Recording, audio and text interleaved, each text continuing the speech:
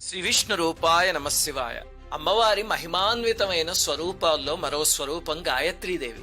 శాస్త్రంలో ఒక మాట ఉంది, నగాయత్రా పరం మంత్ర నమాతు పరదైవతం అని. అంటే గాయత్రి మంత్రాన్ని మించిన మంత్రం ఇంక అసలు ప్రకృతిలో లేదు. గాయత్రీదేవి స్వరూపానికి 5 ముఖాలు. ముత్యం, పగడం, బంగారం, నీలం, తెలుపు రంగుల్లో ఉంటాయి. ఇవి సృష్టిలో ఉన్న పంచభూతాలకి ప్రతీక. అమ్మవారికి 10 చేతులుంటాయి. వరద అభయ హస్తాలు, 2 తామర పువ్వులుంటాయి. మిగతా చేతుల్లో అంకుశము. శ్రీ విష్ణు రూపాయ నమశివాయ. అమ్మవారి మహిమాన్వితమైన స్వరూపాల్లో మరో స్వరూపం గాయత్రీదేవి. శాస్త్రంలో ఒక మాట ఉంది, నగాయత్రా పరం మంత్ర నమాతు పరదైవతం అని. అంటే గాయత్రి మంత్రాన్ని మించిన మంత్రం ఇంక అసలు ప్రకృతిలో లేదు.